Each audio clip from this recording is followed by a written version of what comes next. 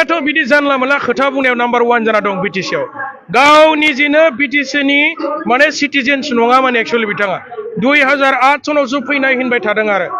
बिथाङाथ' ओरै धेमाजि साइडनिसो मानसिमोन दा बिथाङा फैनानै इलेक्सन गेलेनो जोंहा बुंनांगौ गैया किन्तु बिथाङा जाबायदि खोथा बुङो बिटिसि लाबोग्रा जोंनि बर'नि माने आन्दोलनकारि नेता बिथांमोनखौनो बियो माने इनसाल्ट खालामनानै खोथा बुंबाय थायो गावलायनो बिराद गाइखेर जायोनो गाइखेर जानानै डिसिसन लाग्रा फिथाइ सामथाइ जानानै आंगुर आपेल जाग्रा मानसिया दिनै माने गावनि समस्तिनि रायजोफोरखौ मानो नायनो हायाखै मानो डेभेलप खालामनो हायासै गावनि समस्तियाव गावनि चिरां जिल्लायाव माने बिथांमोना मा बुंदोंमोन जे नेरिम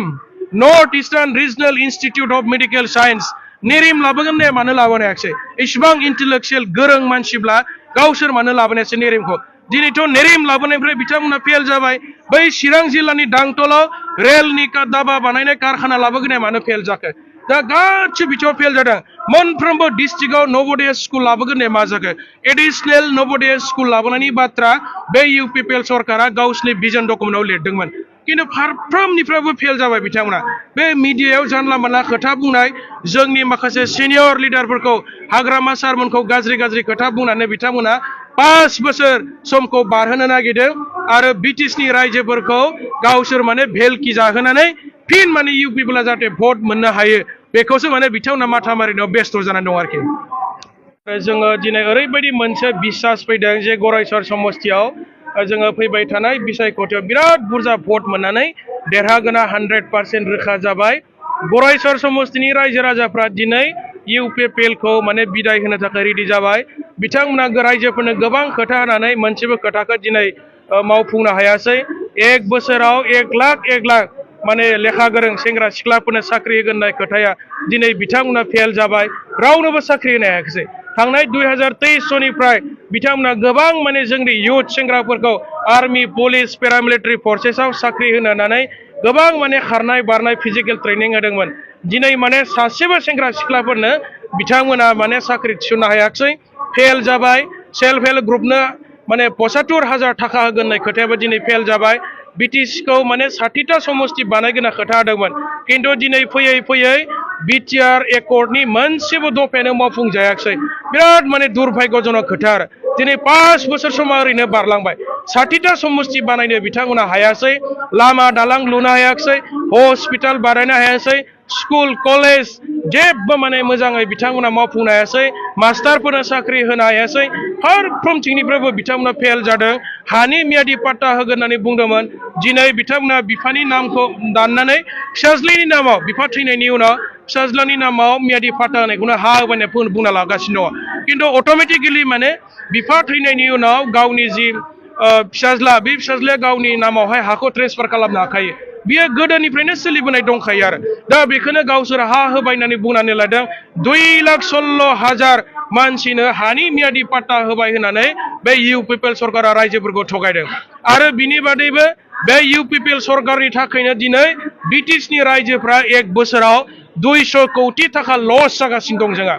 दिनै एनुवेल बाजेटआ देग्लाय 25 आरो 26 बे बोसोरनि थाखाय 1,000 कोटी जानांगौमोन प्रमोद बर' सरकारा मा खालामबाय बोसोरै बै जिथु 10% माने इनक्रिमेन्ट जानांगौ पपुलेसन बेसिसाव आरो दा बेखौ बिथांमोना लाबोनो रोङाखै 10% इनक्रिमेन्ट जानांगौ बिथांमोना खमायनासो लाबोबाय थादों थाखाखौ एनुवेल बाजेटआ दिनै फैयै 803 कोटील' जाफैबाय दा नैबे मार्च एप्रिलाव बिथांमोना बाजेट जिरायगोन बियो मात्र 803 कोटील' जागोन किन्तु पपुलेसन पेटार्नखौ नायोबा थांनाय 2003 निफ्राय देग्लायसिम माने जोंनि एनुवेल बाजेटआ 1,000 कोटी जानांसिगौमोन प्रमोद बर' सरकारा बेखौ बिराद गिदिर मोनसे लस खालामबाय थादों दायो सेन्ट्रेल गभर्नमेन्टनि मोनसे बाजेट जिरायगासिनो दङ दाखालिबो बेहायबो स्पेशल माने डेभेलपमेन्ट पेकेजखौ 125 कोटी 0.66 माने उल्था माने खमायनासो हरजाबाय जेराव माने बांनांगौ बाजेटआ खमायनासो हरजाबाय दा बेनिखायनो जोंना ब्रिटिशनि रायजो राजाफ्रा बे इउपिपिएल सरकारनि 5 बोसोर समावहाय बिराद माने लस जागासिनो दं दा बेनिखायनो ब्रिटिशनि रायजो राजा बिथांमोना दिनै इउपिपिएलखौ बिटिसिनिफ्राय बिदाय होनो थाखाय साखाफारा जाखाबाय बिथांमोननि सानैसो एम दङ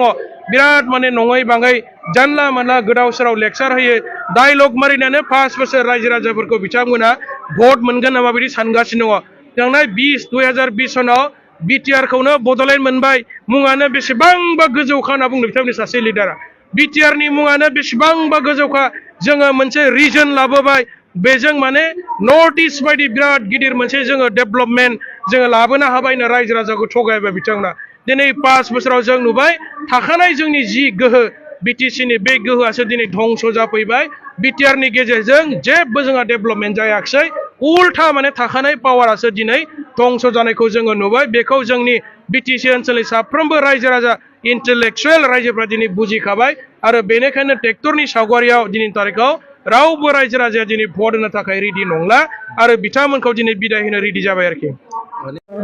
ब्लकनि आन्दाराव बिपिएफ नि वर्कार्स मिट खोब मोजाङै गाजा गोमजा जागासिनो दङ आरो बेजों लोगोसे जयनिं प्रग्रामबो दङ होनना बिथांमोना बुंदों आरो दा दसे उनाव जयनिं जागोन जों धाराबाहिक प्रग्रामखौ खालामगासिनो दङ आंखौबो बिथांमोना बे वर्कार्स मिटआव लेंहरनानै आलासि हिसाबै आं दा बे गरेस्वर ब्लकनि आन्दाराव बिथांमोनजों नुजाथिफैदों आरो सन्दन ब्रह्मआ बिपिएफ नागारना थांबाय बिपिएफआ माबाफोर खहा जागोन नामा सन्दन आरो खाम्फा मोननि खोथाखौ आं बुङा बिसोरो गिदिर लिडार नालाय बुंनो समाया आरो नङा होमबा बुङाले आं बिसोरनि खोथा नङा होमबा बिपिएफआव मोजां डिसिसन लाग्रा दैदेनगिरि गैया होननानै बुंदों नोंथाङा मा बुंदों सोर खाम्फा मोनहा बिसोर गावसोरानोथ' लिडार नङा होमबा गावसोरनोथ' टप लिडारमोन बिसोर कारलाय माथो मा बुंबावनो आंलाय मिथिखानाय लिडारखौ आं मा बुंनो नङा होमबा मा खहा जानोथाय मा खहा जानो नङा होमबा बिटिसिखौ जोङो रैखा खालामगोन बिपिएफ नि गाज्रि समाव हाग्रामा महिलानि गाज्रि समाव जों दिनै गसंथाबगोन मा खहा जानो नङा होमबा दिनै जिहेतु नोंथांमोननि जिहेतु दला सानफा एफा सासे बारस्लायगासिनो दं दायो बिजेपि आरो इउपिआव थांगासिनो बे बिथिङाव नोंथांमोना बेसेबांसो खहा जागोन बिथांमोना जोंनि दा बिपिएफ दलनिफ्राय साफा सानै लाना थांदों नङा होमबा खिन्थु बिसोरनिफ्राय जों 100 जन लाबोदों नङा होमबा बिथांमोना साफा सानै लिडारखौ लाना थांदों खिन्थु जों 100 जन लिडारखौ बिथांनिफ्राय लाबोदों दिनै नोंथांमोननियाव जिहेतु बेले बेजे सोमजिदों नामा जिहेतु बिपिएफ दलाव जिहेतु टिकेट होनायखौ लाना बेखायनो थांबाय थादों नामा दायो दाथ' टिकेटनि जेबो परिबेस जायाखै बेखौ माला पार्टिया डिसिसन खालामगोन हाइ लेभेल दङ दाथ' आरो बुंनाय बायदिबा सेप्तेम्बरावसो इलेक्सन जागोन नङा होमबा सेप्तेम्बरावसो इलेक्सन जागोन बेनिखायनो टिकेटनिथ' जेबो माबा थानाङा खाम्फा बरग'रिया जिहेतु बिपिएफनिफ्राय टिकेट मोननाय नङा होननानै थांदों होनना सानो नामा नोंथांमोना बेखौ दा आङो बुंनो साना आरो आङो बुंखाबाय खाम्फा बरग'यारि मोनखौ आं बुंनो समाया बिथांमोना मा जादों हाग्रामा महिलारि सारजों बेखौ आं माने खोब बिदि मोजां एन्सार होनो सानाखै दा गोरोंखा 20 बोसोर बिपिएफआव थानानै बिथांमोनहा दा बिपिएफखौ नागारनानै थांबाय नोंथाङा मा बुंगोन खाम्फा बरग'यारि मोनहा 20 बोसोर बिपिएफआवनो थाबाय नाथाय दायो बिपिएफखौ मोजां नङा होननानै बिथांमोनहा नागारनानै थांबाय मा बुंगोन नोंथाङा बे समाव आं नोंथांमोना सोंहैथांब्रा नङा होमबा बिथांमोनाथ' गोरोंखा नङा होमबा खाम्फा बरग'यारियानो चन्दन सारानो बा आन कोनोबा एक्स एमएलएआनो सोंथिनाव सोंहैथांब्रा बिसोरो माबायदि दैदेनबोखो 20 बोसोर दिनै आं गुबुनखौ आं दुसिनो साना नाथाय आं गावखौनो बुंगोन आं जुदि हाग्रामा महिलारि बिथांनि दैदेननायावनो मन्त्रि जाबायब्ला एमएलए जाबायब्ला इएम जाबायब्ला मिनिस्टार जाबायब्ला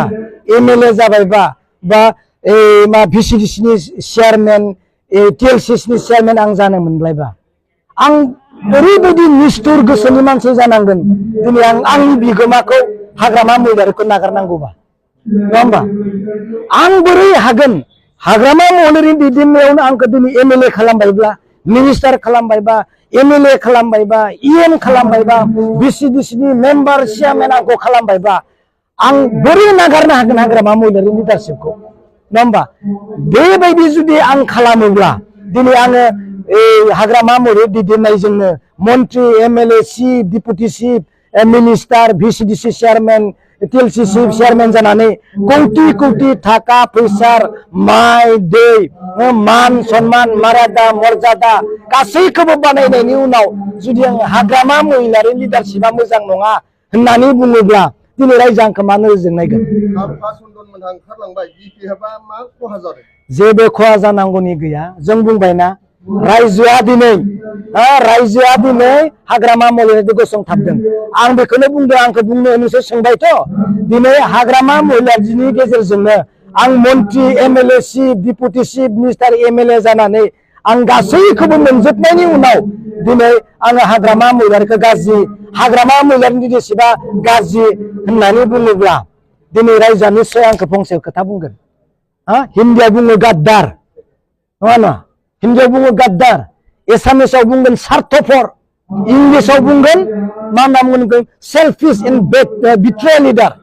बिट्रे खालामग्रा लिडार आं रायजोआ बुंगोन ना बुङा नङा होमबा आं स्वार्थपर जानांगोन आं बोरै गारनो हागोन आंखौ गासैखौबो समस्त 20 बोसोर दिनै आंखौ दिनै हाग्रामा महिलाया जुदि बानायबायब्ला आं एसेबां निष्ठुर आरो अहंकार ओरैबायदि गद्दार आं जानांगोन दिनै हाग्रामा महिलाखौ गारनोबा नंगौ नङा बेनिखायनो आं बुंदों दिनै हाग्रामा महिलारिनि गाज्रिनि समाव जों दङ रायजोआ दङ बिथांमोना साफा सानै लिडारा थांदों इउपिपिएल बिजेपि बहाबा बहाबा नाथाय रायजोआ हाजार हाजार हाग्रामा महिलाजों हाबफैदों बेनि मा नमुना बेनो कास्टम प्रहलाद आरो बिक्रम नोंथांमोनहा हाग्रामा महिलारिनि थाम्फै होग्रा नामा सोर बुंनायमोनखो बेखौ इएम रनजित थाम्फै नङा होमबा आं बेखौ फेस्ला रावजोंनो बुंगोन बे सिरियास खोथा नङा होमबा नोंथांमोना बे मेसेजखौ डाइरेक्ट जोंहा मान गोनां रनजित बसुमतारी सारनो हर बिथाङा थाम्फैखौ गियाब्ला बे माथाम थाम्फै मुस्रि सिङाव सोना लालाय नङा होमबा माथाम थाम्फैखौ मुस्रि सिङाव सोना लालाय दे उन्दुनो हागोन हाया नङा होमबा माथामल' थाम्फै कास्टम प्रहलाद बिक्रम बे माथाम थाम्फैखौ मुस्रि सिङाव सोना ला सानसे उन्दुनो हानाय नङा बियो हरसे उन्दुनो हानाय नङा सोना लालाय रनजित सारा